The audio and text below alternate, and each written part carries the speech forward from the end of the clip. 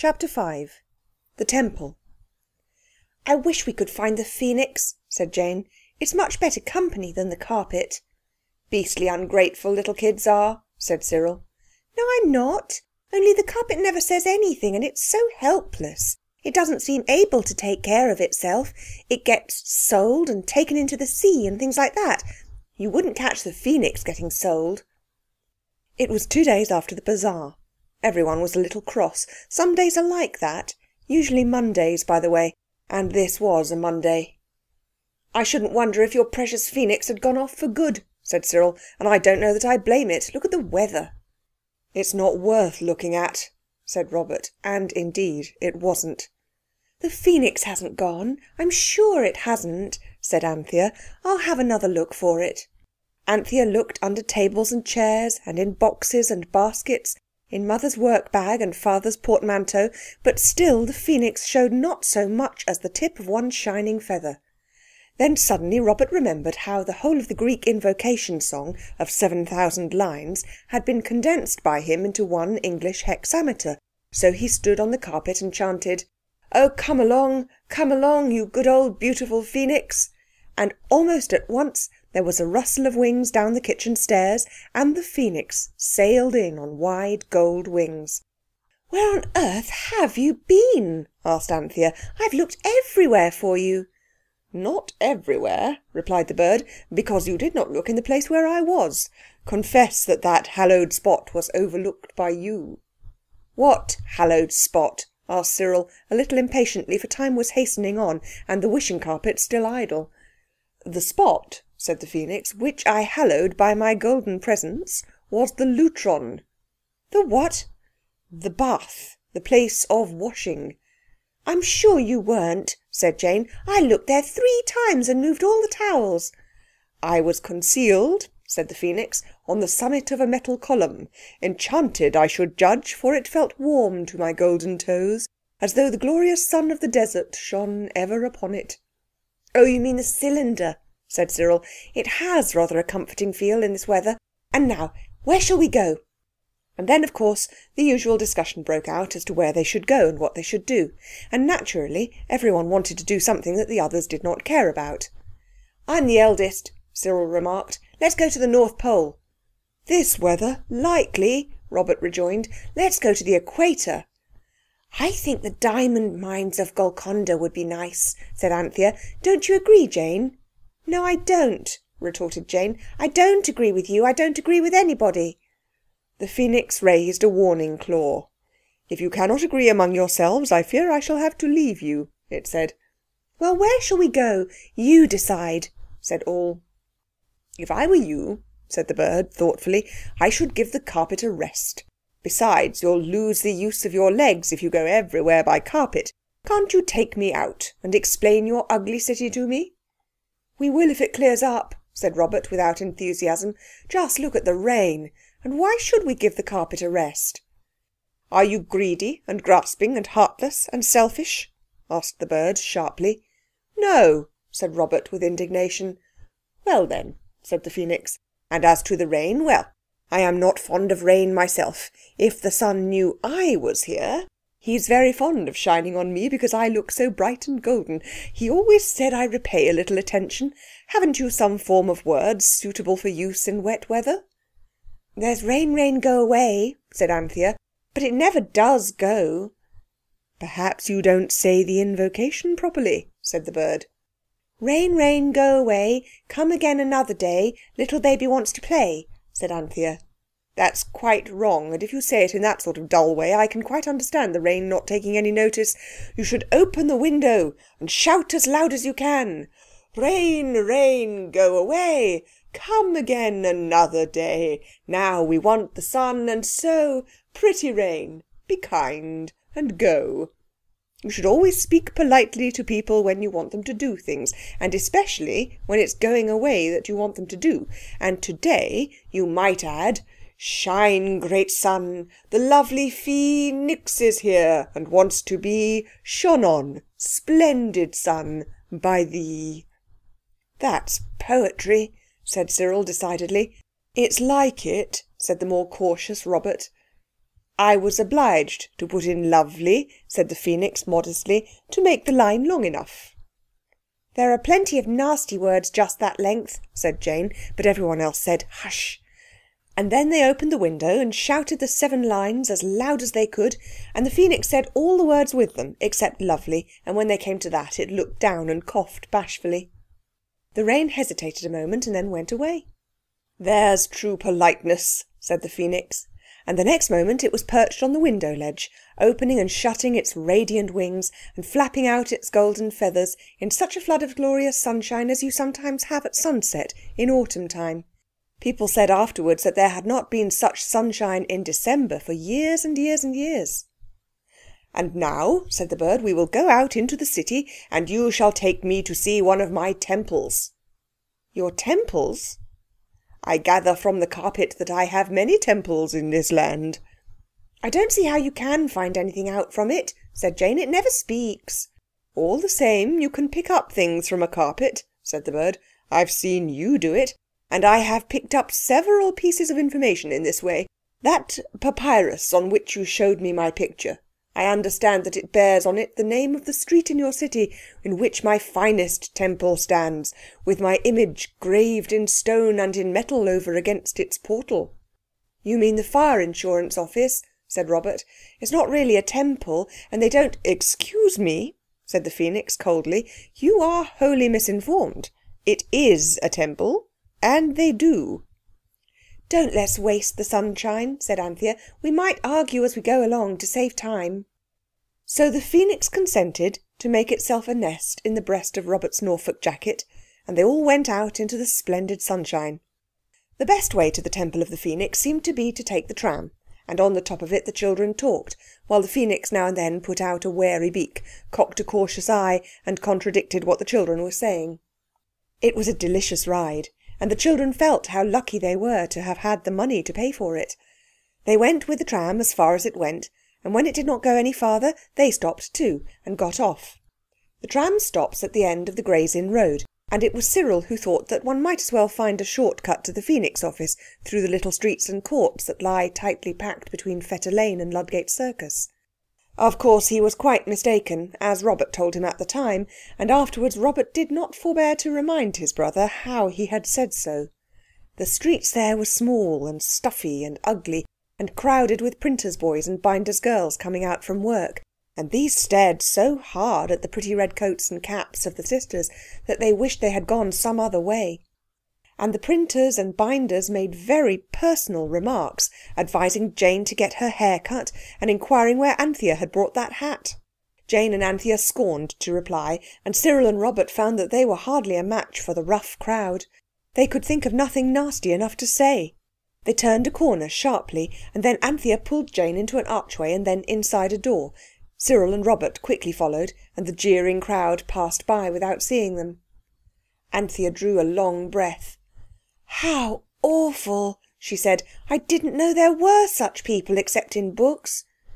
"It's a bit thick, but it's partly you girls' fault, coming out in those flashy coats." "We thought we ought to when we were going out with the Phoenix," said Jane, and the bird said, "Quite right too," and incautiously put out his head to give her a wink of encouragement.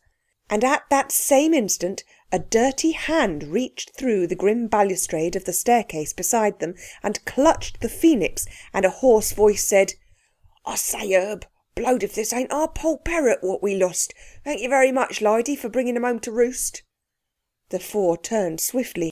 2 large and ragged boys were crouched amid the dark shadows of the stairs. They were much larger than Robert and Cyril, and one of them had snatched the Phoenix away and was holding it high above their heads. "Give me that bird," said Cyril sternly. "It's ours." "Good afternoon, and thanking you," the boy went on, with maddening mockery. "Sorry I can't give you 2pence for your trouble, but I've had to spend my fortune advertising for my valuable bird in all the newspapers. You can call for the reward next year." "Look out, Ike," said his friend a little anxiously. "It have a beak on it." "It's other parties as'll have the beak onto 'em presently," said Ike darkly, "if they come a-trying to lay claims on my poll parrot. You just shut up, Herb. Now then, you 4 little girls, get out of this." "Little girls?" cried Robert. "I'll little girl you." He sprang up 3 stairs and hit out.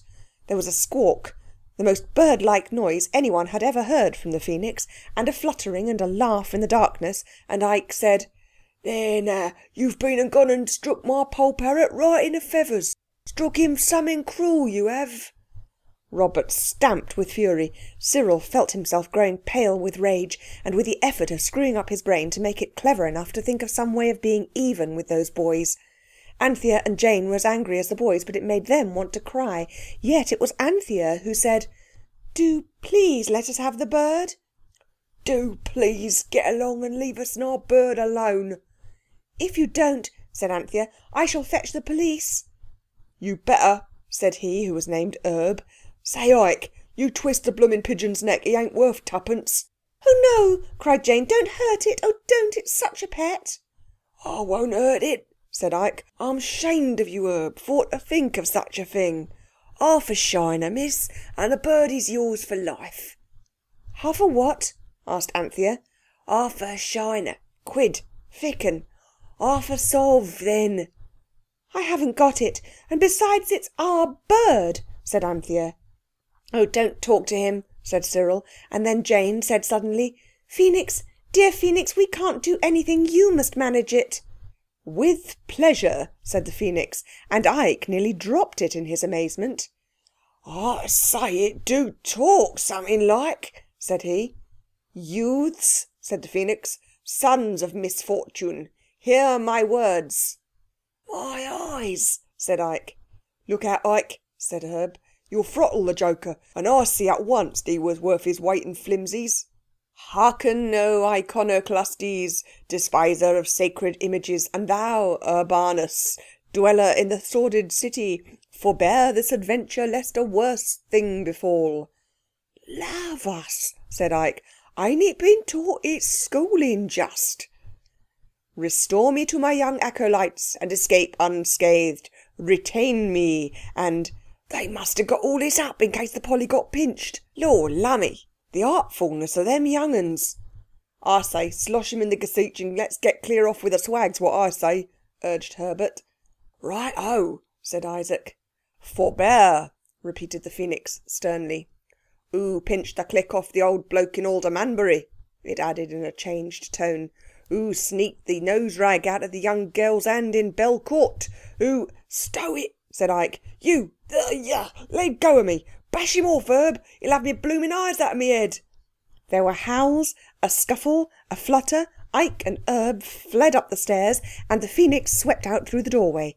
The children followed, and the Phoenix settled on Robert, like a butterfly on a rose, as Anthea said afterwards, and wriggled into the breast of his Norfolk jacket, like an eel into mud, as Cyril later said.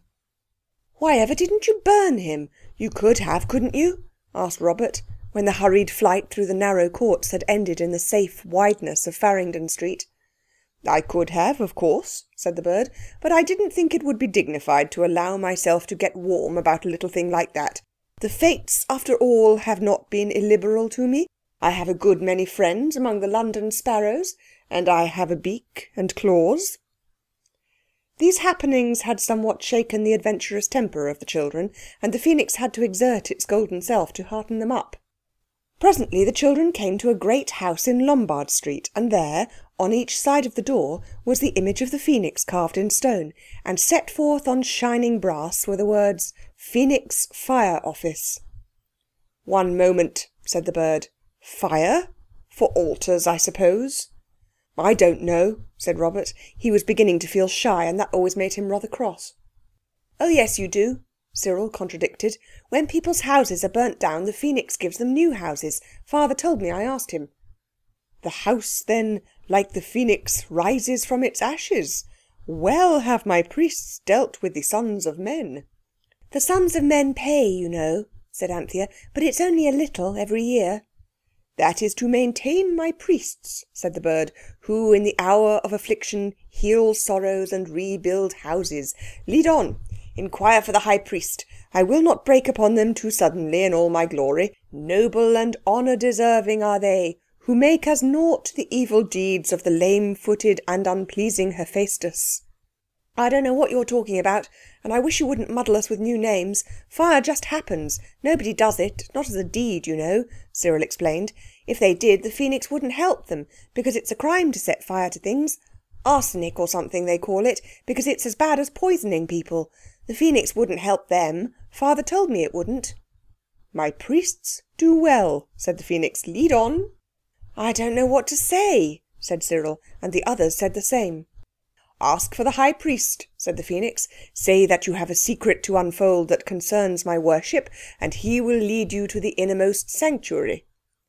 So the children went in, all 4 of them, though they didn't like it, and stood in a large and beautiful hall adorned with Dalton tiles, like a large and beautiful bath with no water in it, and stately pillars supporting the roof.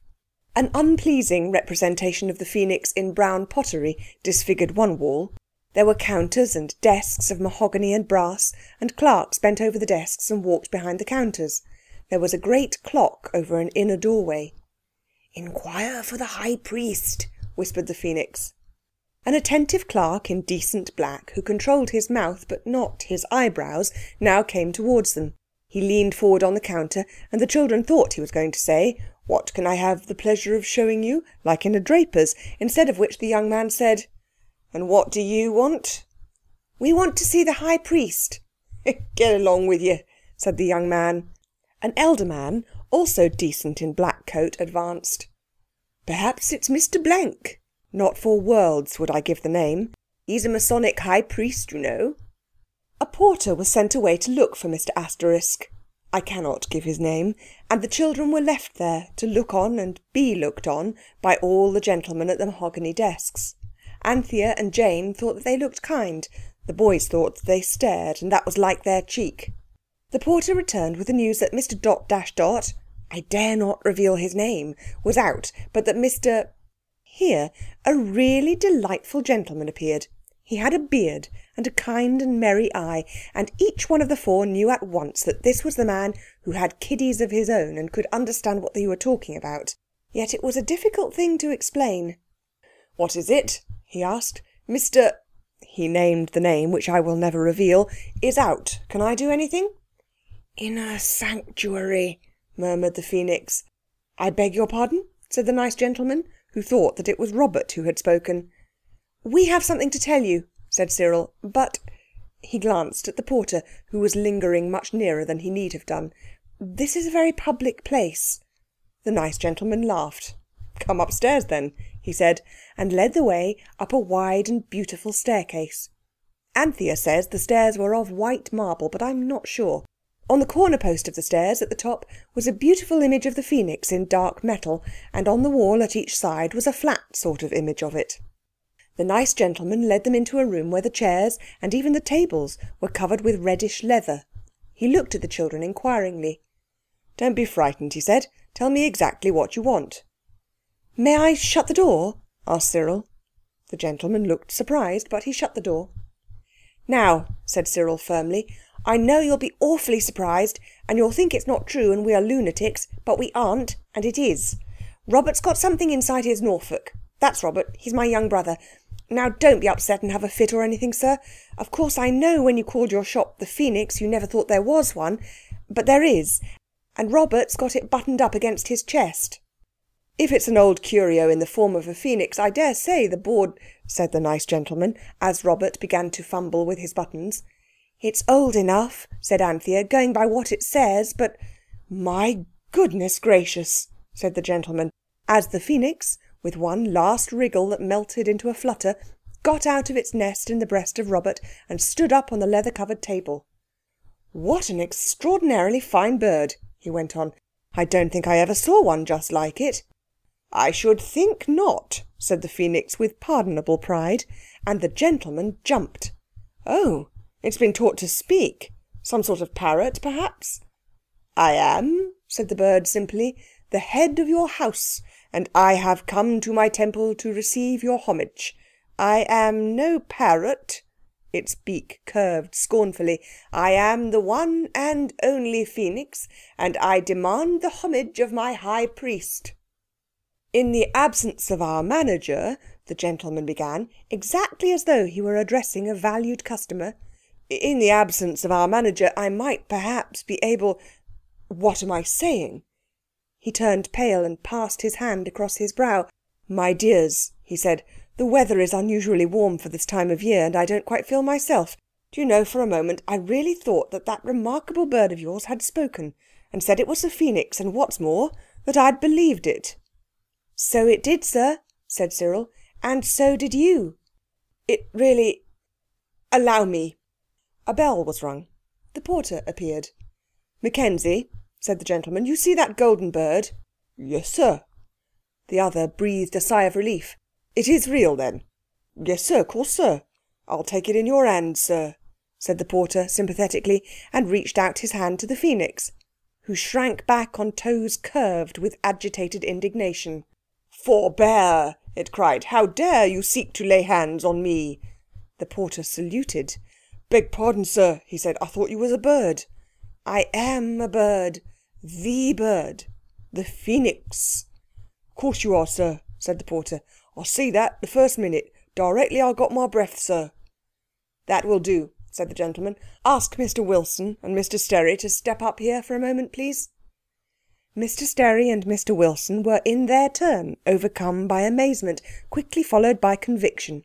To the surprise of the children, everyone in the office took the phoenix at its word, and after the first shock of surprise, it seemed to be perfectly natural to everyone that the phoenix should be alive, and that passing through London it should call at its temple. "We ought to have some sort of ceremony," said the nicest gentleman anxiously. "There isn't time to summon the directors and shareholders. We might do that tomorrow, perhaps. Yes, the boardroom would be best. I shouldn't like it to feel we haven't done everything in our power to show our appreciation of its condescension in looking in on us in this friendly way." The children could hardly believe their ears, for they had never thought that anyone but themselves would believe in the phoenix. And yet everyone did. All the men in the office were brought in by twos and threes, and the moment the phoenix opened its beak, it convinced the cleverest of them, as well as those who were not so clever. Cyril wondered how the story would look in the papers next day. He seemed to see the posters in the streets.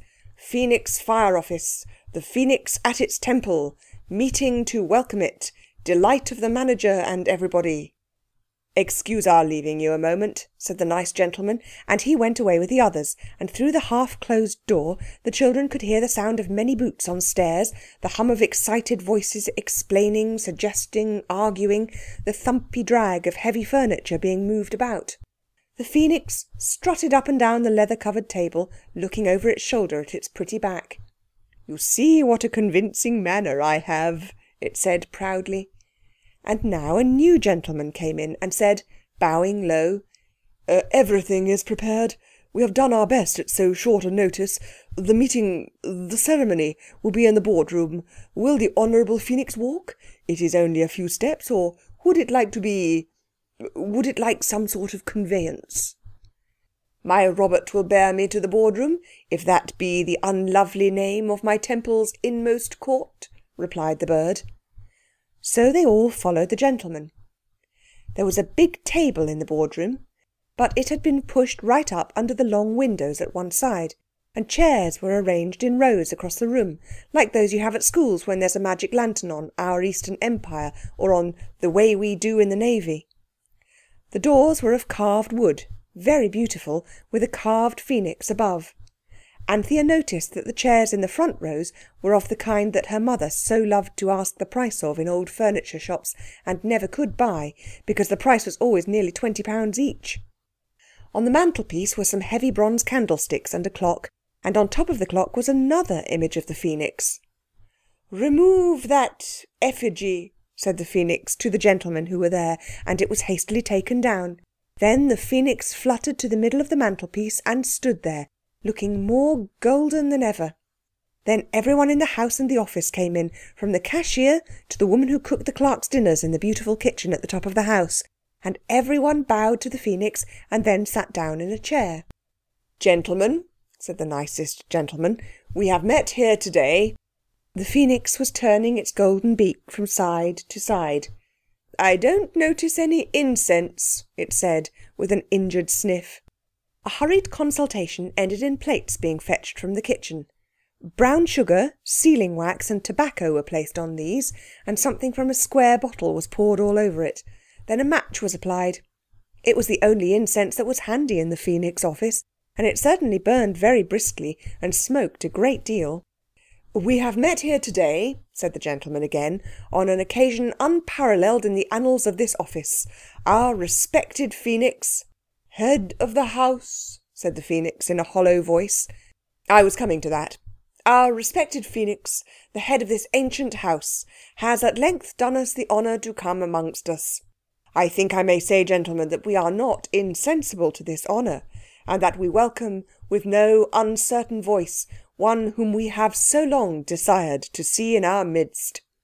Several of the younger clerks thought of saying, "Hear, hear," but they feared it might seem disrespectful to the bird. "I will not take up your time," the speaker went on, "by recapitulating the advantages to be derived from a proper use of our system of fire insurance.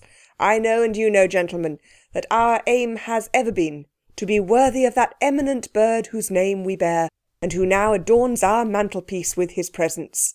3 cheers, gentlemen, for the winged head of the house." The cheers rose, deafening. When they had died away, the Phoenix was asked to say a few words. It expressed in graceful phrases the pleasure it felt in finding itself at last in its own temple.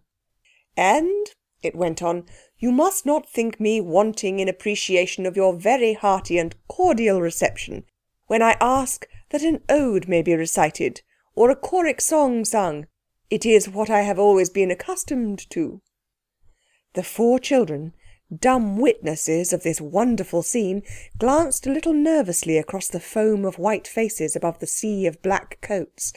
It seemed to them that the Phoenix was really asking a little too much. "Time presses," said the Phoenix, "and the original ode of invocation is long as well as being Greek. And besides, it's no use invoking me when here I am. But is there not a song in your own tongue for a great day such as this?" Absently the manager began to sing, and one by one the rest joined. "Absolute security, no liability, all kinds of property insured against fire. Terms most favourable, expenses reasonable, moderate rates for annual insurance." "That one is not my favourite," interrupted the Phoenix, "and I think you've forgotten part of it." The manager hastily began another. "O golden Phoenix, fairest bird, the whole great world has often heard of all the splendid things we do, great Phoenix, just to honour you." "That's better," said the bird, and everyone sang. "Class 1 for private dwelling house, for household goods and shops allows, provided these are built of brick, or stone and tiled and slated thick." "Try another verse," said the Phoenix, "further on." And again arose the voices of all the clerks and employees and managers and secretaries and cooks. "In Scotland our insurance yields the price of burnt-up stacks in fields." "Skip that verse," said the Phoenix. "Thatched dwellings with their whole contents we deal with also with their rents. O glorious Phoenix, look and see that these are dealt with in class 3. The glories of your temple throng, too thick to go in any song, and we attend, O good and wise, to days of grace and merchandise. When people's homes are burnt away, they never have a cent to pay, if they have done as all should do, O Phoenix, and have honoured you. So let us raise our voice and sing the praises of the Phoenix King in classes 1 and 2 and 3. Oh, trust to him, for kind is he."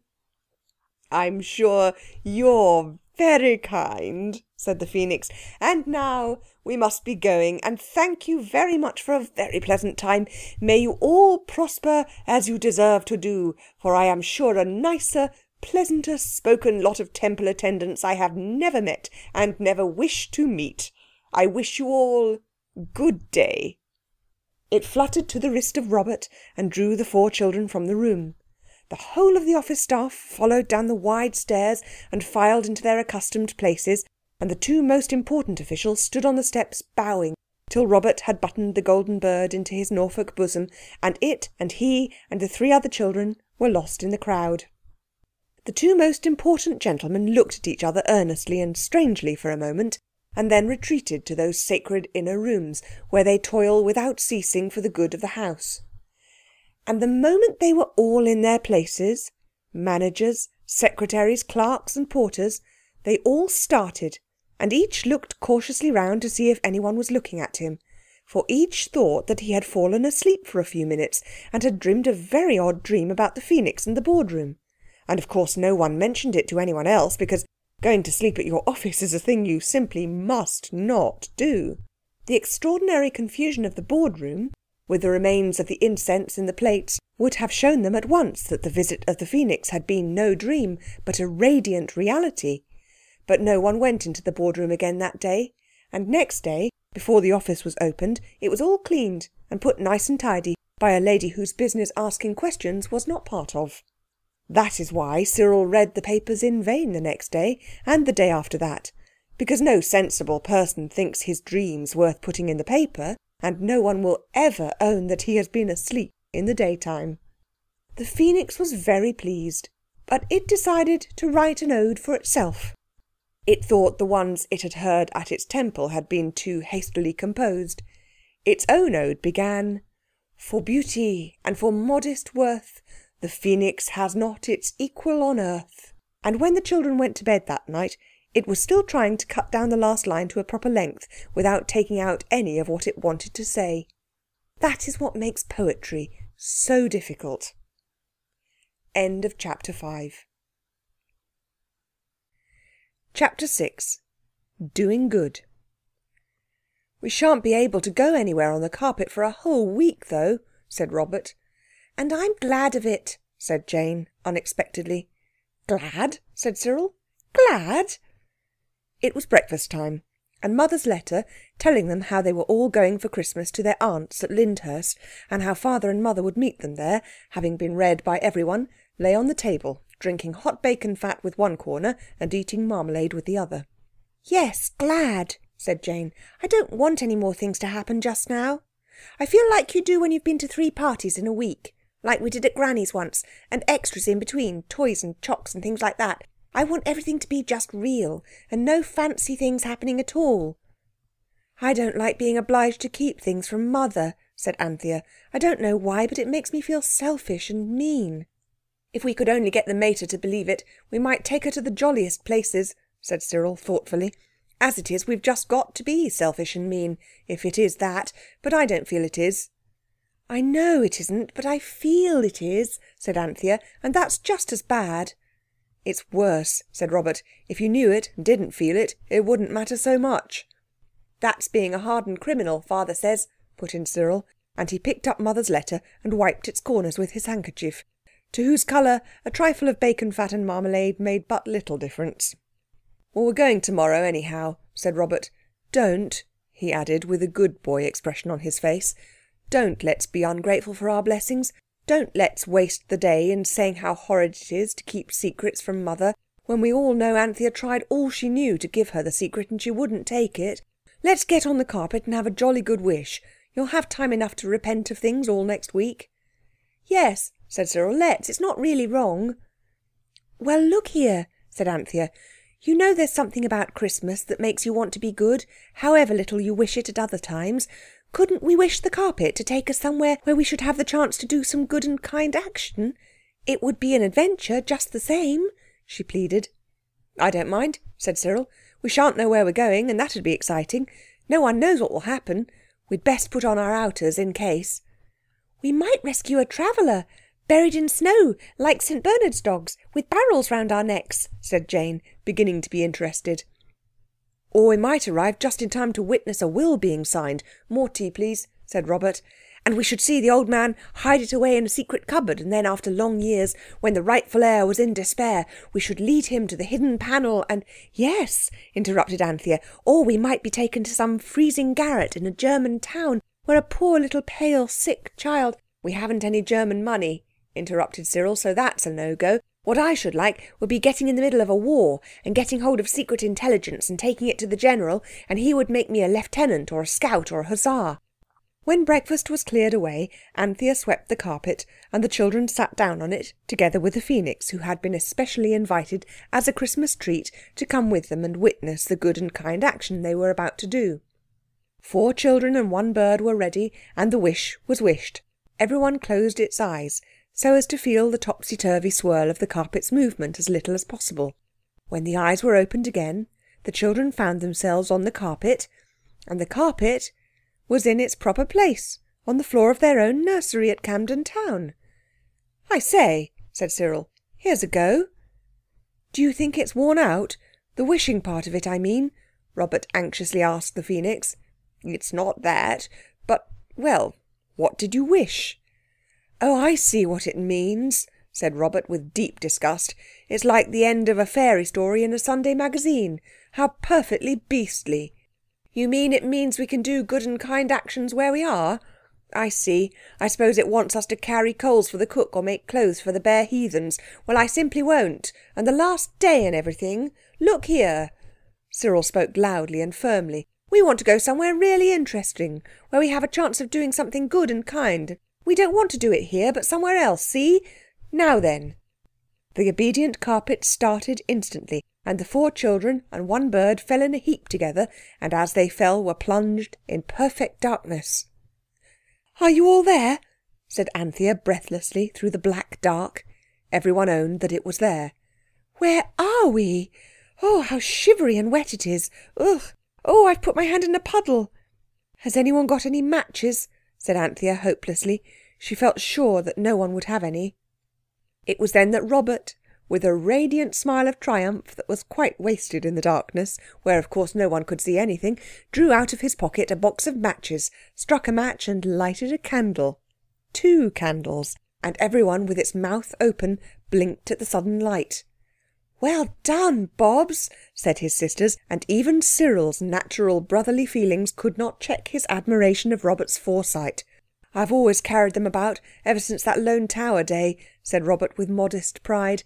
"I knew we should want them one day. I kept the secret well, didn't I?" "Oh, yes," said Cyril with fine scorn. "I found them the Saturday after, when I was feeling in your Norfolks for the knife you borrowed off me. But I thought you'd only sneaked them for Chinese lanterns or reading in bed by."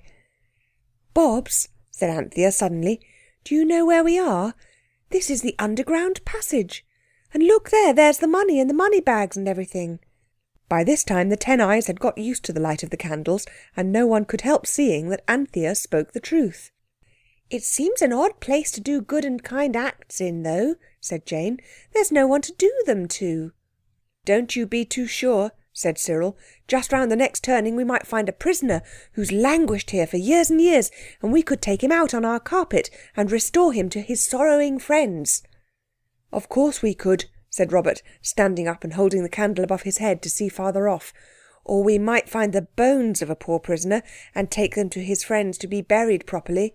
That's always a kind action in books, though I never could see what bones matter." "I wish you wouldn't," said Jane.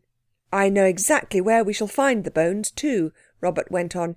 "You see that dark arch just along the passage? Well, just inside there—" "If you don't stop going on like that," said Jane firmly, "I shall scream and then I'll faint. So now then." "And I will too," said Anthea. Robert was not pleased at being checked in his flight of fancy. "You girls will never be great writers," he said bitterly. "They just love to think of things in dungeons and chains and knobbly bare human bones and—" Jane had opened her mouth to scream, but before she could decide how you began when you wanted to faint, the golden voice of the Phoenix spoke through the gloom. "Peace," it said. "There are no bones here, except the small but useful sets that you have inside you. And you did not invite me to come out with you to hear you talk about bones, but to see you do some good and kind action." "We can't do it here," said Robert sulkily. "No, rejoined the bird. "The only thing that we can do here, it seems, is to try to frighten our little sisters." "He didn't really, and I'm not so very little," said Jane, rather ungratefully. Robert was silent. It was Cyril who suggested that perhaps they had better take the money and go. "That wouldn't be a kind act, except to ourselves, and it wouldn't be good whatever way you look at it," said Anthea, "to take money that's not ours." "We might take it and spend it all on benefits to the poor and aged," said Cyril. "That wouldn't make it right to steal," said Anthea stoutly. "I don't know," said Cyril. They were all standing up now. "Stealing is taking things that belong to someone else, and there's no one else. It can't be stealing if—" "That's right," said Robert with ironical approval. "Stand here all day arguing while the candles burn out. You'll like it awfully when it's all dark again and bony." "Well, let's get out then," said Anthea. "We can argue as we go." So they rolled up the carpet and went. But when they had crept along to the place where the passage led into the topless tower, they found the way blocked by a great stone which they could not move. "There," said Robert, "I hope you're satisfied." "Everything has two ends," said the Phoenix softly, "even a quarrel or a secret passage." So they turned around and went back, and Robert was made to go first with one of the candles, because he was the one who had begun the talk about bones, and Cyril carried the carpet. "I wish you hadn't put bones into our heads," said Jane as they went along. "I didn't. You always had them. More bones than brains," said Robert. The passage was long, and there were arches and steps and turnings and dark alcoves that the girls did not much like passing. The passage ended up in a flight of steps. Robert went up them. Suddenly he staggered back heavily onto the following feet of Jane, and everybody screamed, "Oh, what is it?" "I've only bashed my head in," said Robert, when he had groaned for some time. "That's all. Don't mention it. I like it. The stairs just go right slap into the ceiling. And it's a stone ceiling. You can't do good and kind actions underneath a paving stone." "Stairs aren't meant to lead just to paving stones as a general rule," said the Phoenix. "Put your shoulder to the wheel." "There isn't any wheel," said the injured Robert, still rubbing his head. But Cyril had pushed past him to the top stair and was already shoving his hardest against the stone above. Of course it did not give in the least. "If it's a trap door," said Cyril, and he stopped shoving and began to feel about with his hands. "Yes, there's a bolt. I can't move it." By a happy chance, Cyril had in his pocket the oil can of his father's bicycle. He put the carpet down at the foot of the stairs, and he lay on his back with his head on the top step and his feet straggling down among his young relations, and he oiled the bolt till the drops of rust and oil fell on his face. One even went into his mouth, open, as he panted with the exertion of keeping up with his unnatural position. Then he tried again, but still the bolt would not move. So now he tied his handkerchief, the one with the bacon fat and marmalade on it, to the bolt, and Robert's handkerchief to that, in a reef knot, which cannot come undone however much you pull, and indeed gets tighter and tighter the more you pull it. This must not be confused with the granny knot, which comes undone if you look at it. And then he and Robert pulled, and the girls put their arms round their brothers and pulled too, and suddenly the bolt gave way with a rusty scrunch, and they all rolled together to the bottom of the stairs, all but the Phoenix, which had taken to its wings when the pulling began. Nobody was hurt much, because the rolled-up carpet broke their fall, and now indeed the shoulders of the boys were used to some purpose, for the stone allowed them to heave it up. They felt it give. Dust fell freely on them. "Now then," cried Robert, forgetting his head and his temper, "push all together. 1, 2, 3. The stone was heaved up. It swung up on a creaking, unwilling hinge and showed a growing oblong of dazzling daylight, and it fell back with a bang against something that kept it upright. Everyone climbed out. But there was not room for everyone to stand comfortably in the little paved house where they found themselves, so when the Phoenix had fluttered up from the darkness, they let the stone down, and it closed like a trap door, as indeed it was. You can have no idea how dusty and dirty the children were. Fortunately, there was no one to see them but each other. The place they were in was a little shrine, built on the side of a road that went winding up through yellow-green fields to the topless tower. Below them were fields and orchards, all bare boughs and brown furrows, and little houses and gardens. The shrine was a kind of tiny chapel with no front wall, just a place for people to stop and rest in and wish to be good. So the Phoenix told them. There was an image that had once been brightly coloured, but the rain and snow had beaten in through the open front of the shrine, and the poor image was dull and weather-stained. Under it was written, Saint Jean de Luz, priez pour nous. It was a sad little place, very neglected and lonely, and yet it was nice, Anthea thought, that poor travellers should come to this little rest house in the hurry and worry of their journeyings, and be quiet for a few minutes, and think about being good. The thought of Saint Jean de Luz, who had no doubt in his time been very good and kind, made Anthea want more than ever to do something kind and good.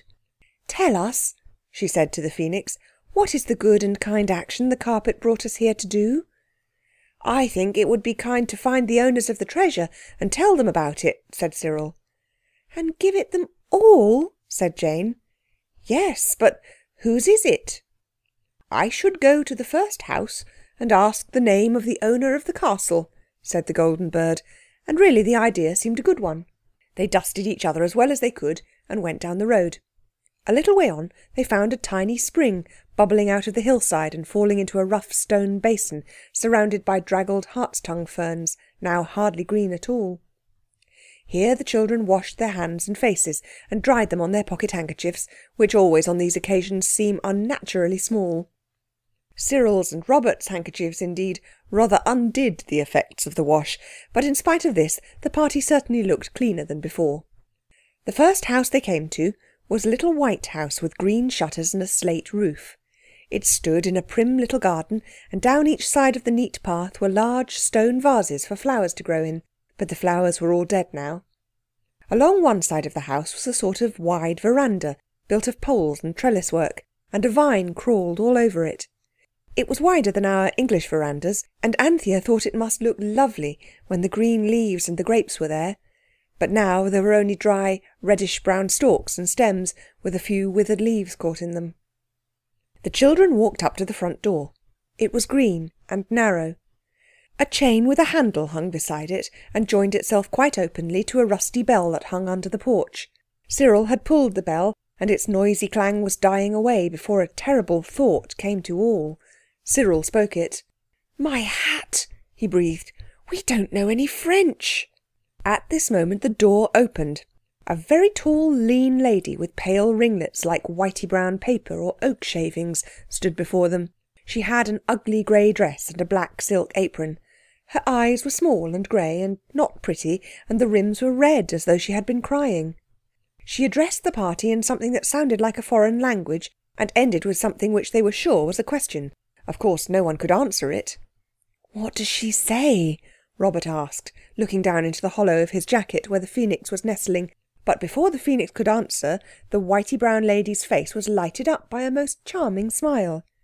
"You are from the England?" she cried. "I love so much the England. Mais entrez, entrez donc nous. Entrez donc tout. Enter, enter then. Enter all. One essuies his feet on the carpet." She pointed to the mat. "We only wanted to ask—" "I shall say you all that what you wish," said the lady. "Enter only."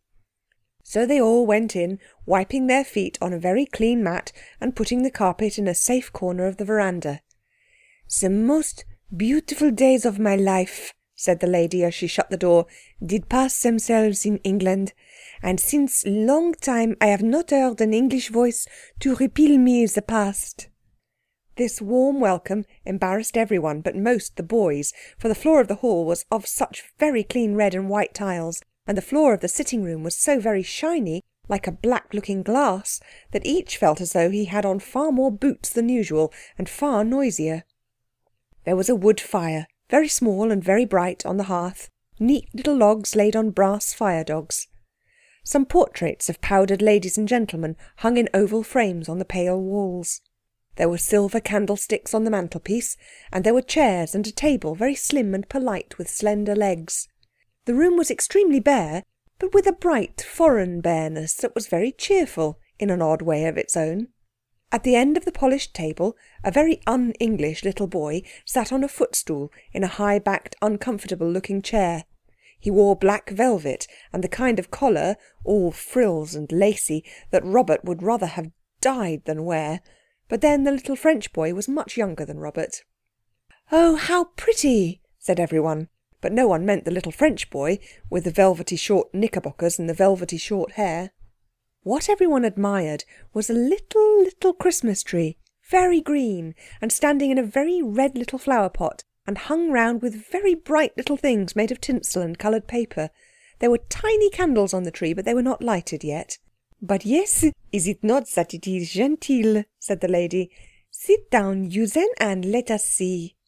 The children sat down in a row on the stiff chairs against the wall, and the lady lighted a long, slim red taper at the wood flame, and then she drew the curtains and lit the little candles, and when they were all lighted the little French boy suddenly shouted, "Bravo, ma tante! Oh, que c'est gentil!" And the English children shouted, "Hooray!" Then there was a struggle in the breast of Robert, and out fluttered the phoenix, spread his gold wings, flew to the top of the Christmas tree and perched there. "Oh, catch it then!" cried the lady. "It will itself burn, your gentil parakeet." "It won't," said Robert. "Thank you." And the little French boy clapped his clean and tidy hands, but the lady was so anxious that the phoenix fluttered down and walked up and down on the shiny walnut wood table. "Is it that it talks?" asked the lady. And the phoenix replied in excellent French. It said, "Parfaitement, madame." "Oh, ce pretty parakeet," said the lady. "Can it say still of other things?" And the phoenix replied, this time in English, "Why are you sad so near Christmas time?"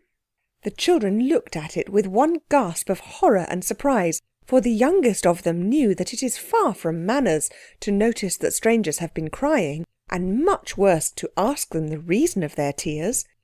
And, of course, the lady began to cry again, very much indeed, after calling the phoenix a bird without a heart, and she could not find her handkerchief, so Anthea offered hers, which was still very damp and no use at all. She also hugged the lady, and this seemed to be of more use than the handkerchief, so that presently the lady stopped crying and found her own handkerchief and dried her eyes and called Anthea a cherished angel. "I'm sorry we came just when you were so sad," said Anthea, "but we really only wanted to ask you whose castle that is on the hill." "Oh, my little angel," said the poor lady, sniffing. "Today and for hundreds of years the castle is to us, to our family. Tomorrow it must that I sell it to some strangers, and my little Henri, who ignores all, he will not have never the lands paternal. But what will you? His father, my brother, Monsieur le Marquis, has spent much of money, and it must, despite the sentiments of familiar respect that I admit, that my sainted father, he also—" "How would you feel if you found a lot of money, hundreds and thousands of gold pieces?" asked Cyril. The lady smiled sadly. "Ah, one has already recounted to you the legend," she said. "It is true that one says that it is long time, oh, but long time, one of our ancestors has hid a treasure of gold, and of gold, and of gold, enough to enrich my little Henri for the life. But oh, that, my children, it is but the accounts of fays." "She means fairy stories," whispered the phoenix to Robert. "Tell her what you have found." So Robert told, while Anthea and Jane hugged the lady for fear she should faint for joy, like people in books. And they hugged her with the earnest, joyous hugs of unselfish delight. "It's no use explaining how we got in," said Robert, when he had told of finding the treasure, "because you'd find it a little difficult to understand, and much more difficult to believe. But we can show you where the gold is, and help you to fetch it away." The lady looked doubtfully at Robert as she absently returned the hugs of the girls. "No, he's not making it up," said Anthea. "It's true, true, true, and we are so glad." "You would not be capable to torment an old woman," she said, "and it is not possible that it be a dream." "It really is true," said Cyril, "and I congratulate you very much." His tone of studied politeness seemed to convince more than the raptures of the others. "If I do not dream," she said, "Henri, come to Manon, And you shall come all with me to Monsieur le Curate, is it not? Manon was a wrinkled old woman with a red and yellow handkerchief twisted round her head.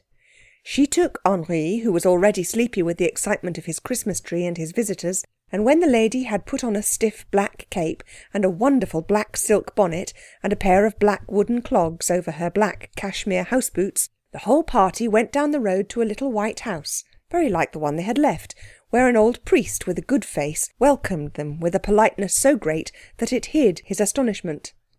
The lady, with her French waving hands and her shrugging French shoulders and her trembling French speech, told the story, and now the priest, who knew no English, shrugged his shoulders and waved his hands and spoke also in French.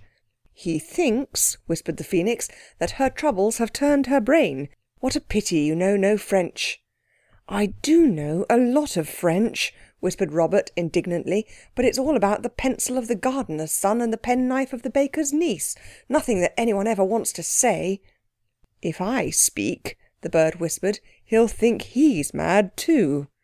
"Tell me what to say." "Say, c'est vrai, monsieur. Venez donc voir," said the Phoenix, and then Robert earned the undying respect of everybody by suddenly saying very loudly and distinctly, "C'est vrai, monsieur. Venez donc voir." The priest was disappointed when he found that Robert's French began and ended with these useful words, but at any rate he saw that if the lady was mad she was not the only one, and he put on a big beavery hat and got a candle and matches and a spade, and they all went up the hill to the wayside shrine of St. John of Luz. "Now," said Robert, "I will go first and show you where it is." So they prized the stone up with the corner of the spade, and Robert did go first, and they all followed and found the golden treasure exactly as they had left it, and everyone was flushed with the joy of performing such a wonderfully kind action. Then the lady and the priest clasped hands and wept for joy, as French people do, and knelt down and touched the money and talked very fast and both together, and the lady embraced all the children 3 times each and called them little garden angels. And then she and the priest shook each other by both hands again and talked and talked and talked faster and more Frenchy than you would have believed possible. And the children were struck dumb with joy and pleasure. "Get away now," said the Phoenix softly, breaking in on the radiant dream. So the children crept away and out through the little shrine, and the lady and the priest were so tearfully, talkatively happy that they never noticed that the guardian angels had gone. The garden angels ran down the hill to the lady's little house, where they had left the carpet on the veranda, and they spread it out and said, "Home." And no one saw them disappear, except little Henri, who had flattened his nose into a white button against the window glass, and when he tried to tell his aunt, she thought he had been dreaming. So that was all right. "It's much the best thing we've done," said Anthea, when they talked it over at tea time. "In the future we'll only do kind actions with the carpet." "Ahem," said the Phoenix. "I beg your pardon?" said Anthea. "Oh, nothing," said the bird. "I was only thinking." End of chapter 6. Chapter 7. News from Persia. When you hear that the 4 children found themselves at Waterloo Station quite untaken care of and with no one to meet them, it may make you think that their parents were neither kind nor careful. But if you think this, you will be wrong. The fact is, Mother arranged with Aunt Emma that she was to meet the children at Waterloo when they went back from their Christmas holiday at Lyndhurst. The train was fixed, but not the day. Then Mother wrote to Aunt Emma, giving her careful instructions about the day and the hour, and about luggage and cabs and things, and gave the letter to Robert to post. But the hounds happened to meet near Rufus Stone that morning, and what is more, on the way to the meet they met Robert, and Robert met them, and instantly forgot all about posting Aunt Emma's letter, and never thought of it again until he and the others had wandered 3 times up and down the platform at Waterloo, which makes 6 in all, and had bumped against old gentlemen and stared in the faces of ladies and been shoved by people in a hurry and by your leaved by porters with trucks, and were quite sure that Aunt Emma was not there. Then suddenly the true truth of what he had forgotten to do came home to Robert, and he said, "Oh, crikey," and stood still with his mouth open, and let a porter with a Gladstone bag in each hand and a bundle of umbrellas under one arm blunder heavily into him, and never so much as said, "Where are you shoving to now?" or "Look where you're going, can't you?" The heavier bag smote him at the knee, and he staggered, but he said nothing. When the others understood what was the matter, I think they told Robert what they thought of him. "We must take the train to Croydon," said Anthea, "and find Aunt Emma." "Yes," said Cyril, "and precious pleased those Jevonses would be to see us and our traps." Aunt Emma indeed was staying with some Jevonses, very prim people. They were middle-aged and wore very smart blouses, and they were fond of matinees and shopping, and they did not care about children. "I know Mother would be pleased to see us if we went back," said Jane. "Yes, she would, but she'd think it was not right to show she was pleased, because it's Bob's fault we're not met. Don't I know the sort of thing?" said Cyril. "Besides, we've no tin.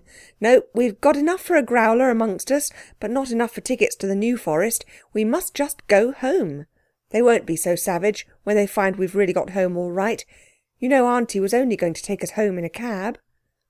"I believe we ought to go to Croydon," Anthea insisted. "Aunt Emma would be out to a dead cert," said Robert. "Those Jevonses go to the theatre every afternoon, I believe. Besides, there's the Phoenix at home, and the carpet. I votes we call a four-wheeled cabman." A four-wheeled cabman was called. His cab was one of the old-fashioned kind with straw in the bottom, and he was asked by Anthea to drive them very carefully to their address. This he did, and the price he asked for doing so was exactly the value of the gold coin Grandpapa had given Cyril for Christmas.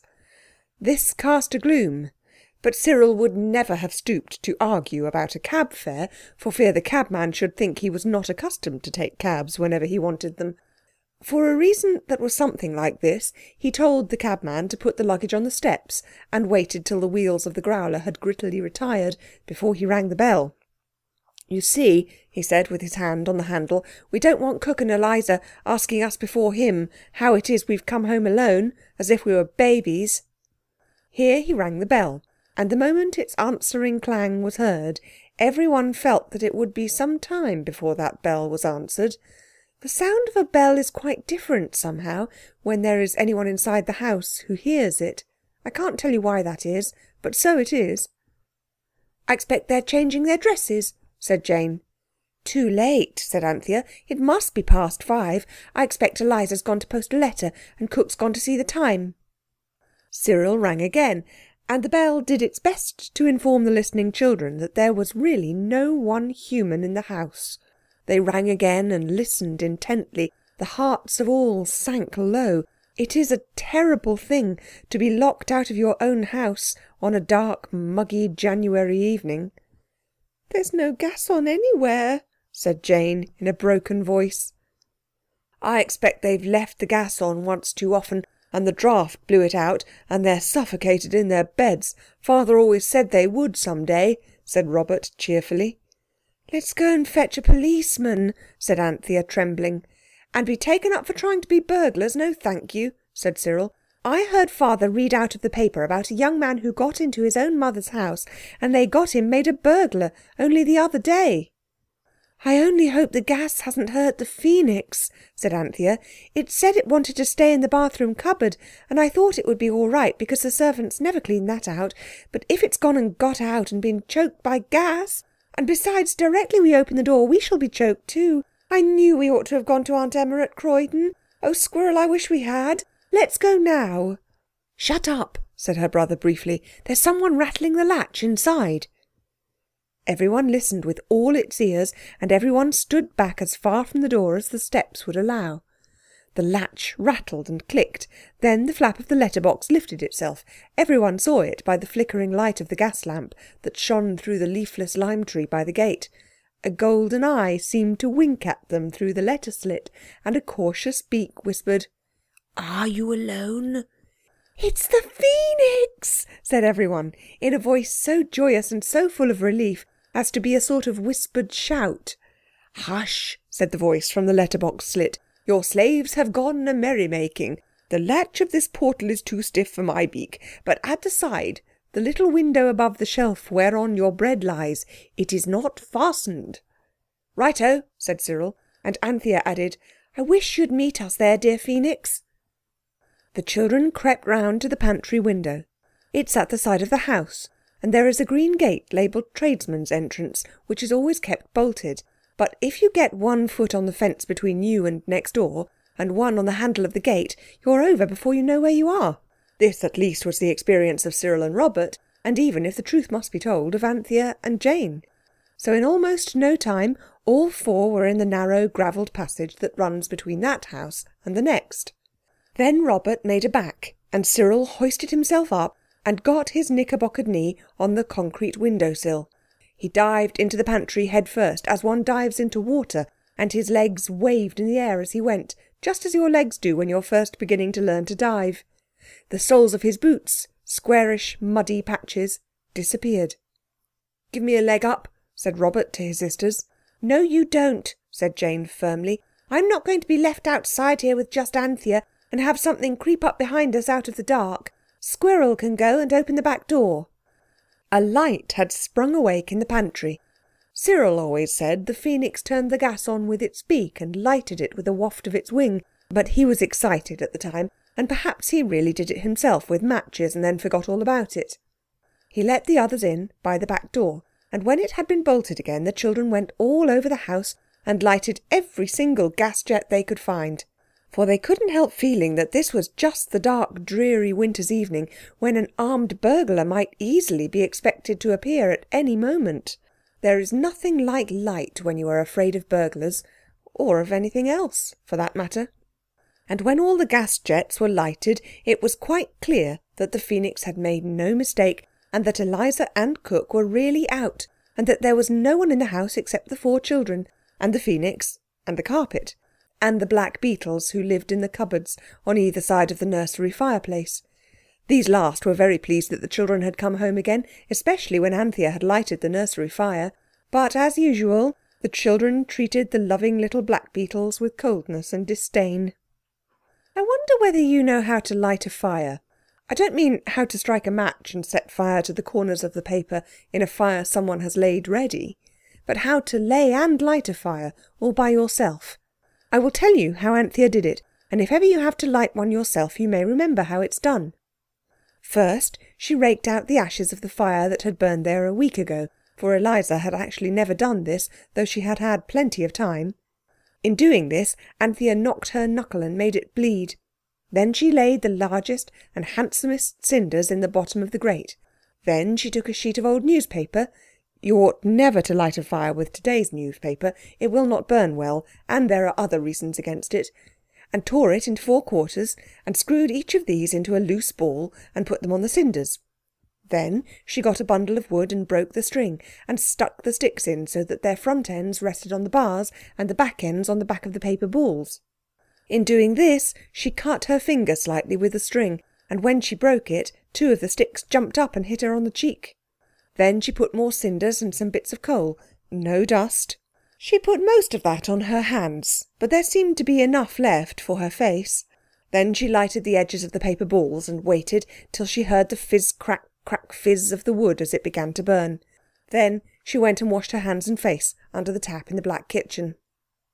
Of course you need not bark your knuckles or cut your finger or bruise your cheek with wood or black yourself all over, but otherwise this is a very good way to light a fire in London. In the real country, fires are lighted in a different and prettier way. But it is always good to wash your hands and face afterwards, wherever you are. While Anthea was delighting the poor little black beetles with the cheerful blaze, Jane had set the table for, I was going to say tea, but the meal of which I am speaking was not exactly tea. Let us call it a tea-ish meal.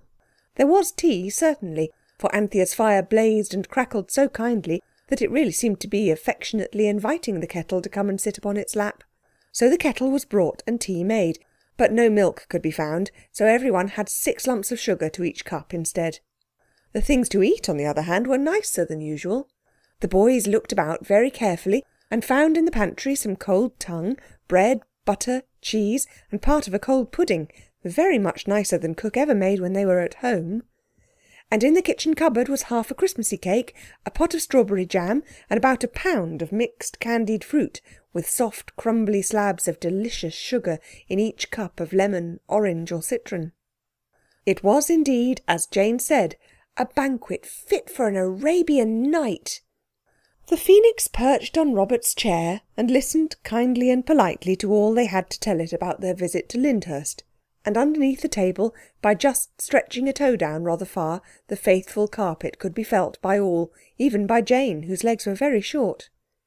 "Your slaves will not return tonight," said the Phoenix. "They sleep under the roof of the cook's stepmother's aunt, who is, I gather, hostess to a large party tonight, in honour of her husband's cousin's sister-in-law's mother's 90th birthday." "I don't think they ought to have gone without leave," said Anthea, "however many relations they have, or however old they are. But I suppose we ought to wash up." "It's not our business about the leave," said Cyril firmly, "but I simply won't wash up for them. We got it and we'll clear it away, and then we'll go somewhere on the carpet. It's not often we get a chance of being out all night. We can go right away to the other side of the equator, to the tropical climes, and see the sun rise over the great Pacific Ocean." "Right you are," said Robert.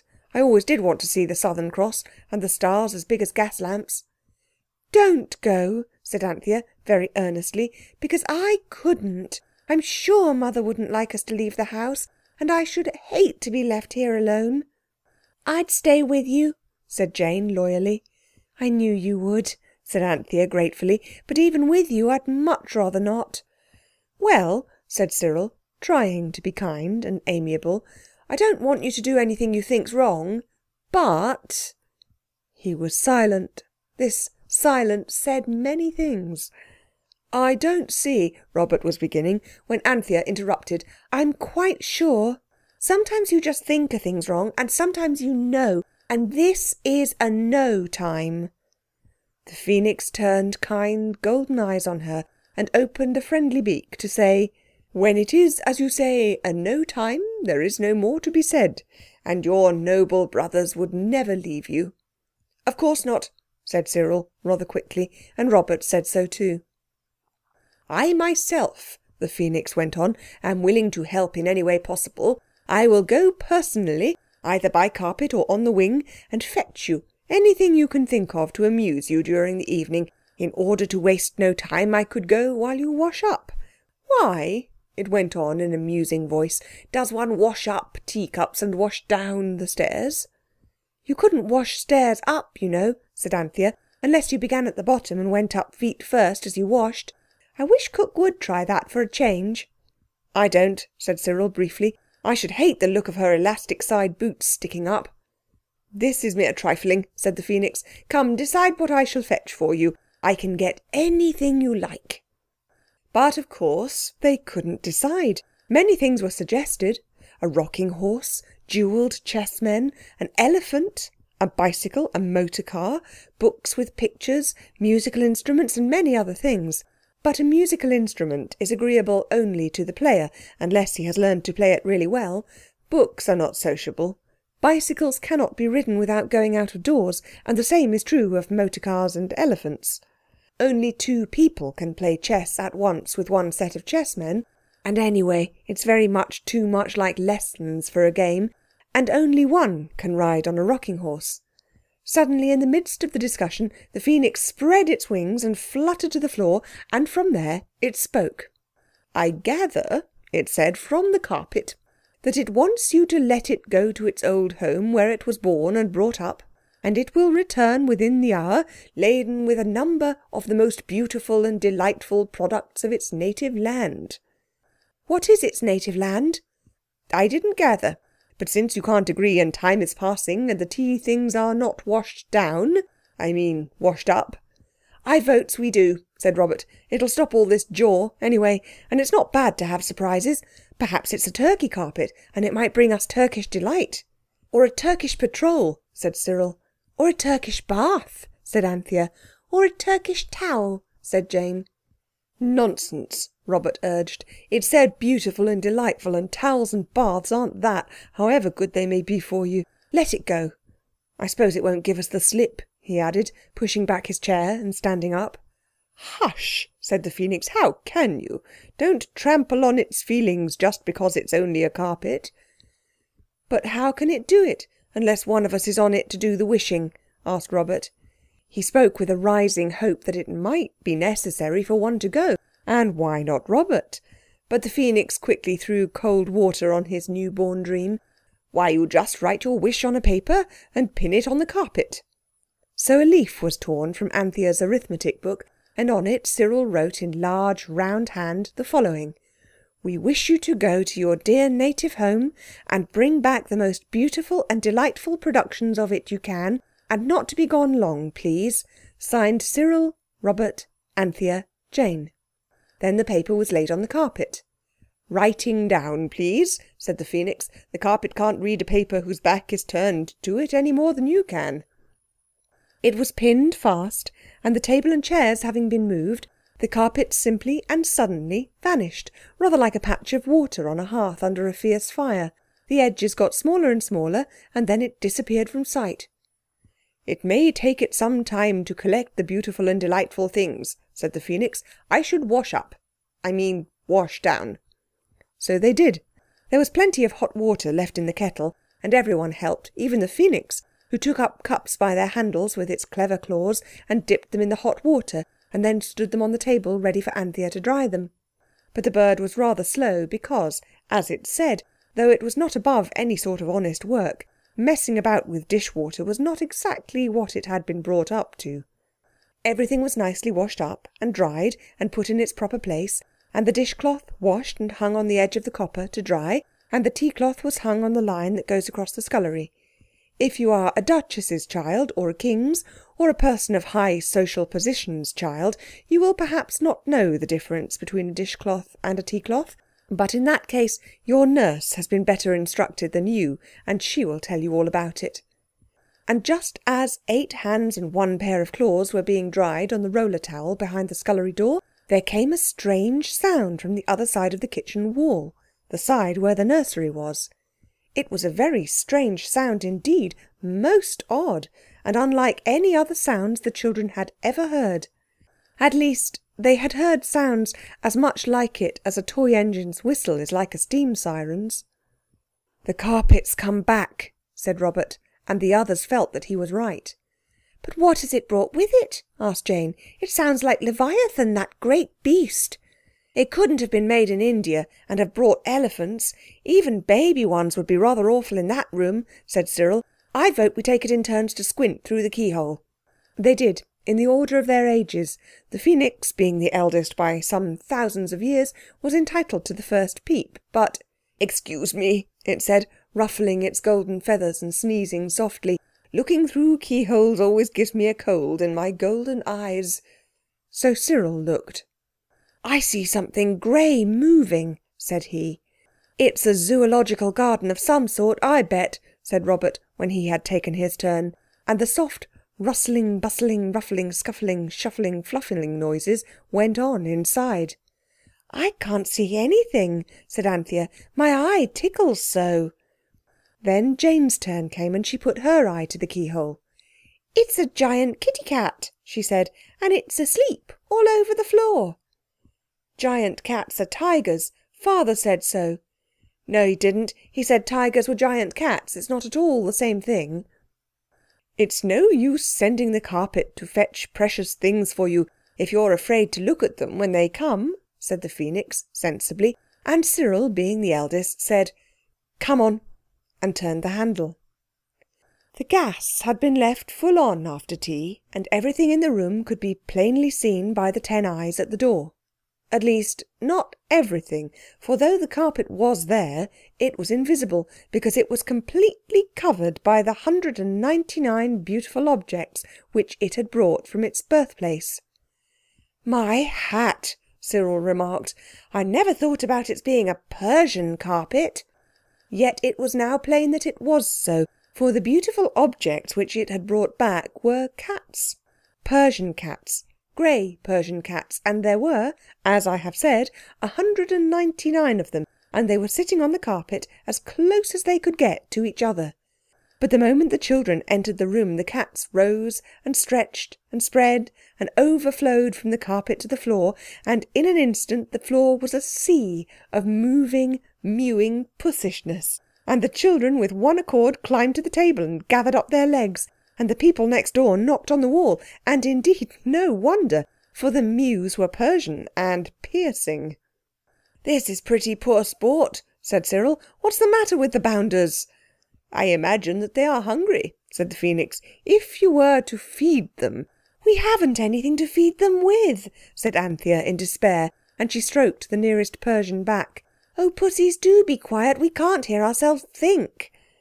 She had to shout this entreaty, for the mews were growing deafening. "And it would take pounds and pounds worth of cat's meat." "Let's ask the carpet to take them away," said Robert, but the girls said no. "They're so soft and pussy," said Jane. "And valuable," said Anthea hastily. "We can sell them for lots and lots of money." "Why not send the carpet to get food for them?" suggested the Phoenix, and its golden voice came harsh and cracked with the effort that had to be made to be heard above the increasing fierceness of the Persian mews. So it was written that the carpet should bring food for 199 Persian cats, and the paper was pinned to the carpet as before. The carpet seemed to gather itself together, and the cats dropped off it as raindrops do from your mackintosh when you shake it, and the carpet disappeared. Unless you have had 199 well-grown Persian cats in one small room, all hungry and all saying so in unmistakable mews, you can form but a poor idea of the noise that now deafened the children and the Phoenix. The cats did not seem to have been at all properly brought up. They seemed to have no idea of its being a mistake in manners to ask for meals in a strange house, let alone to howl for them. And they mewed and they mewed and they mewed and they mewed till the children poked their fingers into their ears and waited in silent agony, wondering why the whole of Camden Town did not come knocking at the door to ask what was the matter, and only hoping that the food for the cats would come before the neighbours did, and before all the secret of the carpet and the Phoenix had to be given away beyond recall to an indignant neighbourhood. The cats mewed and mewed and twisted their Persian forms in and out and unfolded their Persian tails, and the children and the Phoenix huddled together on the table. The Phoenix, Robert noticed suddenly, was trembling. "So many cats," it said, "and they might not know I was the Phoenix. These accidents happen so quickly. It quite unmans me." This was a danger of which the children had not thought. "Creep in," cried Robert, opening his jacket.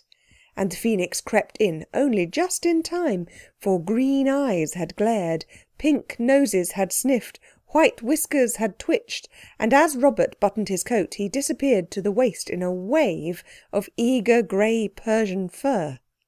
And on the instant the good carpet slapped itself down on the floor, and it was covered with rats, 398 of them, I believe, 2 for each cat. "How horrible!" cried Anthea. "Oh, take them away!" "Take yourself away," said the Phoenix, "and me." "I wish we'd never had a carpet," said Anthea in tears. They hustled and crowded out of the door and shut it and locked it. Cyril, with great presence of mind, lit a candle and turned off the gas at the main. "The rats'll have a better chance in the dark," he said. The mewing had ceased. Everyone listened in breathless silence. We all know that cats eat rats. It's one of the first things we read in our little brown reading books. But all those cats eating all those rats, oh, it wouldn't bear thinking of. Suddenly Robert sniffed in the silence of the dark kitchen, where the only candle was burning all on one side because of the draught. "What a funny scent," he said. And as he spoke, a lantern flashed its light through the window of the kitchen. A face peered in, and a voice said, "What's all this row about? You let me in." It was the voice of the police. Robert tiptoed to the window and spoke through the pane that had been a little cracked since Cyril accidentally knocked it with a walking stick when he was playing at balancing it on his nose. It was after they'd been to a circus. "What do you mean?" he said. "There's no row. You listen. Everything's as quiet. And indeed it was. The strange sweet scent grew stronger, and the phoenix put out its beak. The policeman hesitated. "They're muskrats," said the phoenix. "I suppose some cats eat them, but never Persian ones. What a mistake for a well-informed carpet to make. Oh, what a night we're having!" "Do go away," said Robert nervously. "We're just going to bed. That's our bedroom candle. There isn't any row. Everything's as quiet as a mouse." A wild chorus of mews drowned his words, and with the mews were mingled the shrieks of the muskrats. What had happened? Had the cats tasted them before deciding that they disliked the flavour? "I'm a-coming in," said the policeman. "You got a cat shut up in there." "A cat?" said Cyril. "Oh, my only aunt! A cat!" "Come in then," said Robert. "It's your own lookout. I advise you not. Wait a shake and I'll undo the side gate." He undid the side gate, and the policeman, very cautiously, came in. And there in the kitchen, by the light of one candle, with the mewing and the screaming going like a dozen steam sirens, 20 waiting on motor cars, and 100 squeaking pumps, 4 agitated voices shouted to the policeman 4 mixed and wholly different explanations of the very mixed events of the evening. Did you ever try to explain the simplest thing to a policeman? End of chapter 7.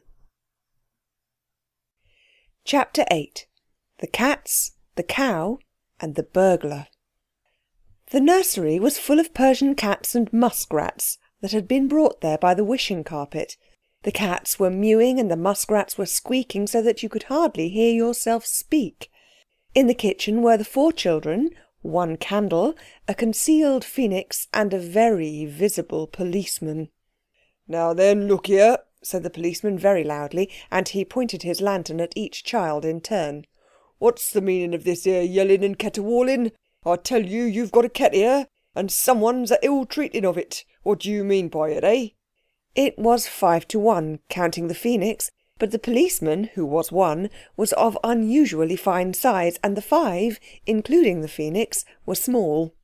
The mews and the squeaks grew softer, and in the comparative silence Cyril said, "It's true, there are a few cats here, but we've not hurt them. It's quite the opposite. We've just fed them." "It don't sound like it," said the policeman grimly. "I dare say they're not real cats," said Jane madly. "Perhaps they're only dream cats." "I'll dream cat you, my lady," was the brief response of the force. "If you understood anything except people who do murders and stealings and naughty things like that, I'd tell you about it," said Robert. "But I'm certain you don't.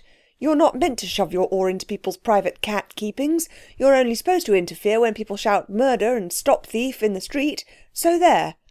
The policeman assured them that he should see about that, and at this point the phoenix, who had been making itself small on the pot shelf under the dresser, among the saucepan lids and the fish kettle, walked on tiptoed claws in a noiseless and modest manner and left the room, unnoticed by anyone.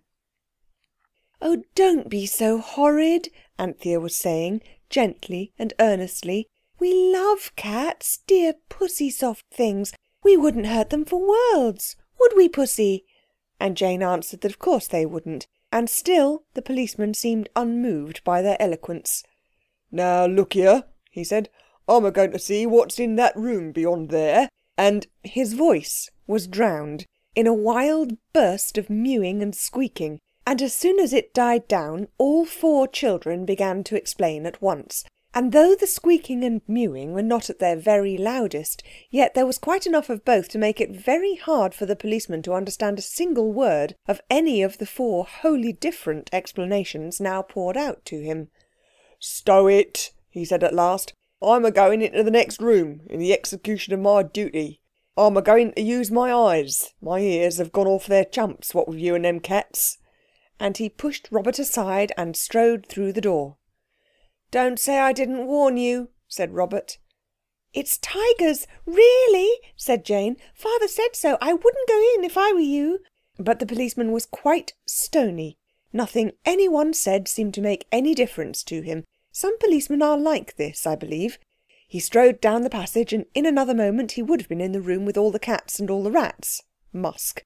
But at that very instant a thin, sharp voice screamed from the street outside. "Murder! Murder! Stop thief!" The policeman stopped with one regulation boot heavily poised in the air. "Eh?" he said, and again the shrieks sounded shrilly and piercingly from the dark street outside. "Come on," said Robert. "Come and look after cats while somebody's being killed outside." For Robert had an inside feeling that told him quite plainly who it was that was screaming. "You young rip," said the policeman. "I'll settle up with you by and by." And he rushed out, and the children heard his boots going weightily along the pavement, and the screams also going along, rather ahead of the policeman, and both the murder screams and the policeman's boots faded away in the remote distance.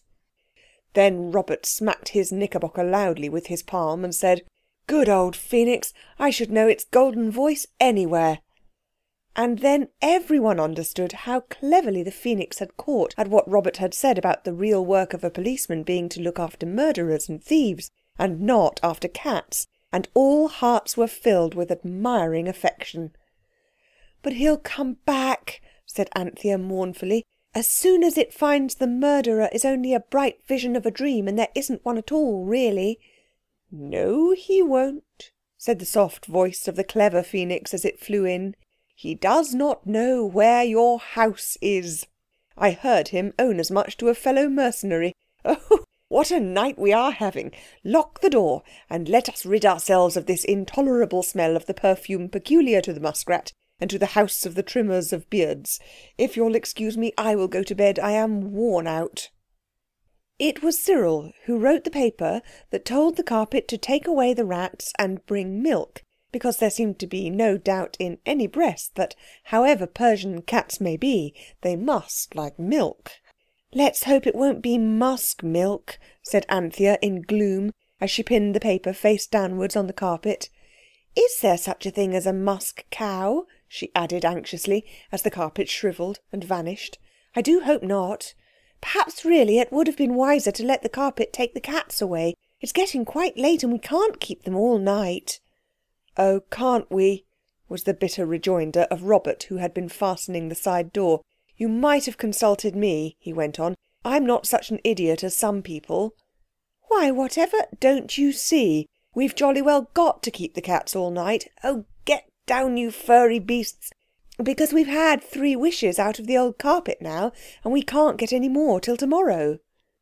The liveliness of Persian mews alone prevented the occurrence of a dismal silence.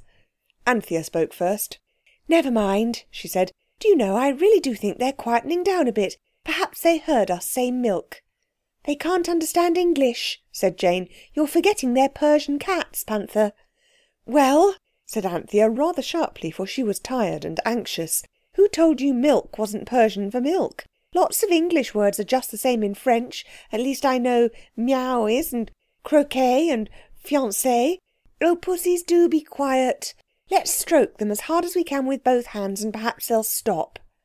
So everyone stroked grey fur till their hands were tired, and as soon as a cat had been stroked enough to make it stop mewing, it was pushed gently away, and another mewing mouser was approached by the hands of the strokers. And the noise was really more than half purr when the carpet suddenly appeared in its proper place, and on it, instead of rows of milk cans or even of milk jugs, there was a cow. Not a Persian cow either, nor, most fortunately, a musk cow, if there is such a thing, but a smooth, sleek, dun-coloured Jersey cow, who blinked large, soft eyes at the gaslight and mooed in an amiable, if rather inquiring manner. Anthea had always been afraid of cows, but now she tried to be brave. "Anyway, it can't run after me," she said to herself. "There isn't room for it even to begin to run." The cow was perfectly placid. She behaved like a strayed duchess, till someone brought a saucer for the milk, and someone else tried to milk the cow into it. Milking is very difficult. You may think it is easy, but it is not. All the children were by this time strung up to a pitch of heroism that would have been impossible to them in their ordinary condition. Robert and Cyril held the cow by the horns, and Jane, when she was quite sure that their end of the cow was quite secure, consented to stand by, ready to hold the cow by the tail should occasion arise. Anthea, holding the saucer, now advanced towards the cow. She remembered to have heard that cows, when milked by strangers, are susceptible to the soothing influence of the human voice. So, clutching her saucer very tight, she sought for words to whose soothing influence the cow might be susceptible. And her memory, troubled by the events of the night, which seemed to go on for ever and ever, refused to help her with any form of words suitable to address a Jersey cow in. "Poor pussy, then. Lie down, then, good dog. Lie down," was all that she could think of to say, and she said it. And nobody laughed. The situation, full of grey mewing cats, was too serious for that. Then Anthea, with a beating heart, tried to milk the cow. Next moment the cow had knocked the saucer out of her hand and trampled on it with one foot, while with the other three she had walked on a foot each of Robert, Cyril and Jane. Jane burst into tears. "Oh, how much too horrid everything is!" she cried. "Come away. Let's go to bed and leave the horrid cats with the hateful cow. Perhaps somebody will eat somebody else and serve them right." They did not go to bed, but they had a shivering council in the drawing-room, which smelt of soot, and indeed a heap of this lay in the fender. There had been no fire in the room since Mother went away, and all the chairs and tables were in the wrong places, and the chrysanthemums were dead, and the water in the pot nearly dried up. Anthea wrapped the embroidered woolly sofa blanket round Jane and herself, while Robert and Cyril had a struggle, silent and brief but fierce, for the larger share of the fur hearthrug. "It is most truly awful," said Anthea, "and I am so tired. Let's let the cats loose." "And the cow, perhaps," said Cyril. "The police would find us at once. The cow would stand at the gate and moo, to come in, and so would the cats. No, I see quite well what we've got to do. We must put them in baskets and leave them on people's doorsteps like orphan foundlings." "We've got 3 baskets, counting Mother's work one," said Jane, brightening. "And there are nearly 200 cats," said Anthea, "besides the cow, and it would have to be a different-sized basket for her, and then I don't know how you'd carry it, and you'd never find a doorstep big enough to put it on, except the church one, and—" "Oh, well," said Cyril, "if you simply make difficulties—" "I'm with you," said Robert. "Don't fuss about the cow, Panther. It's simply got to stay the night, and I'm sure I've read that the cow is a remunerating creature, and that means it will sit still and think for hours. The carpet can take it away in the morning, and as for the baskets, we'll do them up in dusters or pillowcases or bath towels. Come on, Squirrel. You girls can be out of it if you like." His tone was full of contempt, but Jane and Anthea were too tired and desperate to care. Even being out of it, which at other times they could not have borne, now seemed quite a comfort. They snuggled down in the sofa blanket, and Cyril threw the fur hearthrug over them. "Ah," he said, "that's all women are fit for, to keep safe and warm while the men do the work and run dangers and risks and things." "I'm not," said Anthea. "You know I'm not." But Cyril was gone. It was warm under the blanket and the hearthrug, and Jane snuggled up close to her sister, and Anthea cuddled Jane closely and kindly, and in a sort of dream they heard the rise of a wave of mewing as Robert opened the door of the nursery. They heard the booted search for baskets in the back kitchen. They heard the side door open and close, and they knew that each brother had gone out with at least one cat. Anthea's last thought was that it would take at least all night to get rid of 199 cats by twos. There would be 99 journeys of 2 cats each, and 1 cat over. "I almost think we might keep the 1 cat over," said Anthea. "I don't seem to care for cats just now, but I dare say I shall again some day." And she fell asleep. Jane also was sleeping. It was Jane who awoke with a start to find Anthea still asleep. As, in the act of awakening, she kicked her sister, she wondered idly why they should have gone to bed in their boots, but the next moment she remembered where they were. There was a sound of muffled, shuffled feet on the stairs. Like the heroine of the classic poem, Jane thought it was the boys, and as she felt quite wide awake and not nearly so tired as before, she crept gently from Anthea's side and followed the footsteps. They went down into the basement.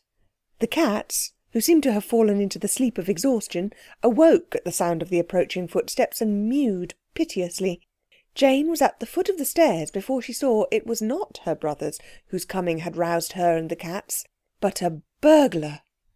She knew he was a burglar at once, because he wore a fur cap and a red and black charity check comforter, and he had no business where he was.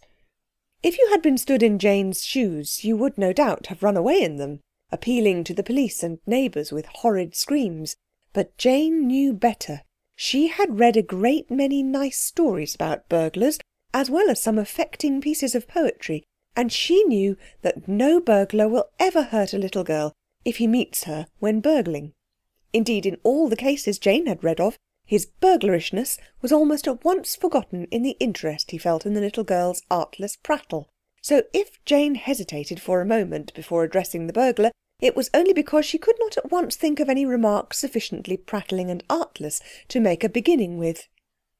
In the stories and the affecting poetry, the child could never speak plainly, though it always looked old enough to in the pictures, and Jane could not make up her mind to lisp and talk baby, even to a burglar, and while she hesitated he softly opened the nursery door and went in. Jane followed, just in time to see him sit down flat on the floor, scattering cats as a stone thrown into a pool splashes water. She closed the door softly and stood there, still wondering whether she could bring herself to say, "What thou doing here, Mr. Wobber?" and whether any other kind of talk would do. Then she heard the burglar draw a long breath, and he spoke. "It's a judgment," he said. "So help me, Bob, if it ain't. Oh, here's a thing to happen to a chap. Makes it come home to you, don't it, Neva? Cats and cats and cats. There couldn't be all them cats, let alone the cow, if she ain't the moral of the old man's Daisy. She's a dream out of when I was a lad. I don't mind her so much. Here, Daisy? Daisy?" The cow turned and looked at him. "She's all right," he went on. "Sort of company, too. Though them above knows how she got into this downstairs parlour. But them cats, oh, take 'em away, take 'em away. I'd chuck the old show, oh, take 'em away." "Burglar," said Jane, close behind him, and he started convulsively and turned on her a blank face whose pale lips trembled. "I can't take those cats away." "Lor' lummy!" exclaimed the man. "If here ain't another on 'em! Are you real, miss, or something I'll wake up from presently?" "I'm quite real," said Jane, relieved to find that a lisp was not needed to make the burglar understand her. "And so," she added, "are the cats." "Then send for the police, and I'll go quiet. If you ain't no realer than them cats, I'm done. Spun-chuck, out of time. Send for the police, I'll go quiet. One thing, there'd not be room for half them cats in no cellars ever I see." He ran his fingers through his hair, which was short, and his eyes wandered wildly round the roomful of cats. "Burglar," said Jane kindly and softly, "if you didn't like cats, what did you come here for?" "Send for the police," was the unfortunate criminal's only reply. "I'd rather you would. Honest, I'd rather." "I daren't," said Jane. "And besides, I've no one to send. I hate the police. I wish he'd never been born." "You've a feeling heart, miss," said the burglar, "but them cats is really a little bit too thick." "Look here," said Jane, "I won't call the police, and I am quite a real little girl, though I talk older than the kind you've met before when you've been doing your burglings. And they are real cats, and they want real milk, and didn't you say the cow was like somebody's Daisy that you used to know?" "Wish I may die and she ain't the very spit of her," replied the man. "Well then," said Jane, and a thrill of joyful pride ran through her, "perhaps you know how to milk cows?" "Perhaps I does," was the burglar's cautious rejoinder. "Then," said Jane, "if you will only milk ours, you don't know how we shall always love you." The burglar replied that loving was all very well. "If those cats only had a good long wet thirsty drink of milk," Jane went on with eager persuasion, "they'd lie down and go to sleep as likely as not, and then the police won't come back. But if they go on mewing like this, he will, and then I don't know what will become of us, or you either." This argument seemed to decide the criminal. Jane fetched the washbowl from the sink, and he spat on his hands and prepared to milk the cow. At this instant, boots were heard on the stairs. "It's all up," said the man desperately. "This here's a plant. Here's the police." He made as if to open the window and leap from it. "It's all right, I tell you," whispered Jane in anguish. "I'll say you are a friend of mine, or the good clergyman called in, or my uncle, or anything. Only do milk the cow. Oh, don't go. Oh, thank goodness, it's only the boys." It was, and their entrance had awakened Anthea, who, with her brothers, now crowded through the doorway. The man looked about him like a rat looks round a trap. "This is a friend of mine," said Jane. "He's just called in, and he's going to milk the cow for us. Isn't it good and kind of him?" She winked at the others, and though they did not understand, they played up loyally. "How do?" said Cyril. "Very glad to meet you. Don't let us interrupt the milking." "I shall have an head and a half in the morning, and no blooming error," remarked the burglar, but he began to milk the cow. Robert was winked at to stay and see that he did not leave off milking or try to escape, and the others went to get things to put the milk in, for it was now spurting and foaming in the washbowl, and the cats had ceased from mewing and were crowded round the cow with expressions of hope and anticipation on their whiskered faces. "We can't get rid of any more cats," said Cyril, as he and his sisters piled a tray high with saucers and soup plates and platters and pie dishes. "The police nearly got us as it was. Not the same one, a much stronger sort. He thought it really was a foundling orphan we'd got. If it hadn't been for me throwing the 2 bags of cats slap in his eye and hauling Robert over a railing and lying like mice under a laurel bush, well, it's jolly lucky I'm a good shot, that's all." He pranced off when he'd got the cat bags off his face, thought we'd bolted, and here we are. The gentle samishness of the milk swishing into the hand-bowl seemed to have soothed the burglar very much.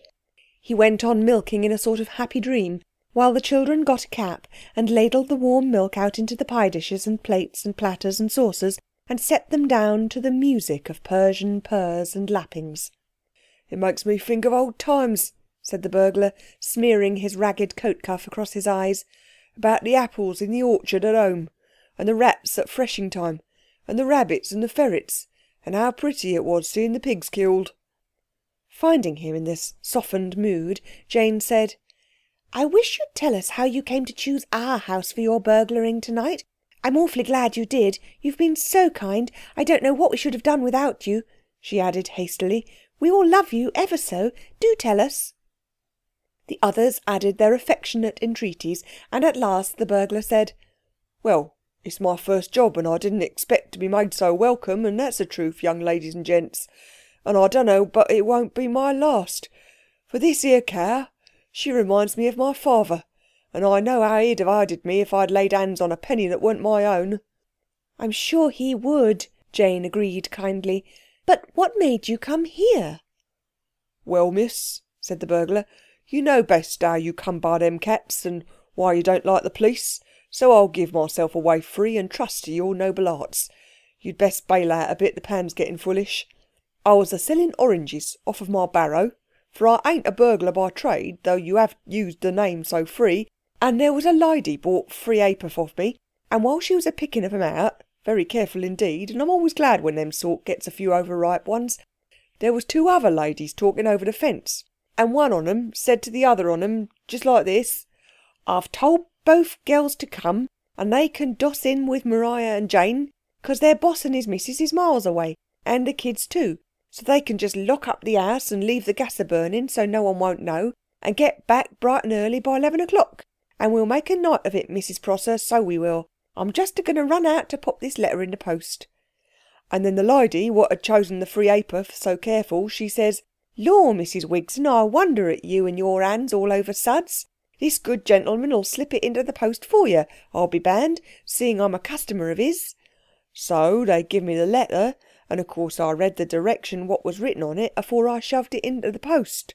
And then, when I'd sold my barrowful, I was going home with the chink in my pocket, and I'm blowed if some bloomin' thieving beggar didn't nick the lot, whilst I was just wetting of my whistle, for calling of oranges is dry work.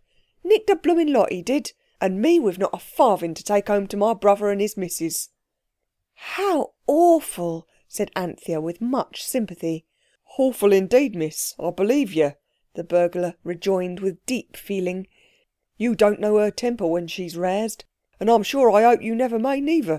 And I'd had all my oranges off of 'em. So it come back to me what was wrote on the envelope, and I says to myself, why not, seeing as I've been done myself, and if they keeps two slaveys there must be some pickings, and so here I am. But them cats, they've brought me back to the ways of honestness. Never no more." "Look here," said Cyril, "these cats are very valuable, very indeed, and we will give them all to you if only you will take them away." "I see they're a breedy lot," replied the burglar, "but I don't want no bother with the coppers. Did you come by 'em honest now? Straight?" "They are all our very own," said Anthea. "We wanted them, but the confinement—" "Consignment," whispered Cyril, "was larger than we wanted, and they're an awful bother. If you've got your barrow and some sacks or baskets, your brother's missus would be awfully pleased. My father says Persian cats are worth pounds and pounds each." "Well," said the burglar, and he was certainly moved by her remarks, "I see you're in an hole, and I don't mind lending an helping hand. I don't ask how you come by 'em. But I've got a pal, he's a mark on cats. I'll fetch him along, and if he thinks they'd fetch anything above their skins, I don't mind doing you a kindness." "You won't go away and never come back?" said Jane, "because I don't think I could bear that." The burglar, quite touched by her emotion, swore sentimentally that, alive or dead, he would come back. Then he went, and Cyril and Robert sent the girls to bed and sat up to wait for his return. It soon seemed absurd to await him in a state of wakefulness, but his stealthy tap on the window awoke them readily enough, for he did return with the pal and the barrow and the sacks. The pal approved of the cats, now dormant in Persian repletion, and they were bundled into the sacks and taken away on the barrow, mewing indeed, but with mews too sleepy to attract public attention. "I'm a fence, that's what I am," said the burglar gloomily. "I never thought I'd come down to this, and all acause of my kind heart." Cyril knew that a fence is a receiver of stolen goods, and he replied briskly, "I give you my sacred, the cats aren't stolen. What do you make the time?" "I ain't got the time on me," said the pal, "but it was just about chucking out time as I come by the Bull and Gate. I shouldn't wonder if it was nigh on 1 now." When the cats had been removed, and the boys and the burglar had parted with warm expressions of friendship, there remained only the cow. "She must stay all night," said Robert. "Cook'll have a fit when she sees her." "All night?" said Cyril. "Why, it's tomorrow morning if it's 1. We can have another wish." So the carpet was urged, in a hastily written note, to remove the cow to wherever she belonged, and to return to its proper place on the nursery floor. But the cow could not be got to move onto the carpet. So Robert got the clothesline out of the back kitchen and tied one end very firmly to the cow's horns and the other end to a bunched up corner of the carpet, and said, "Fire away," and the carpet and the cow vanished together, and the boys went to bed, tired out and only too thankful that the evening at last was over. Next morning the carpet lay calmly in its place, but one corner was very badly torn. It was the corner that the cow had been tied on to. End of chapter 8.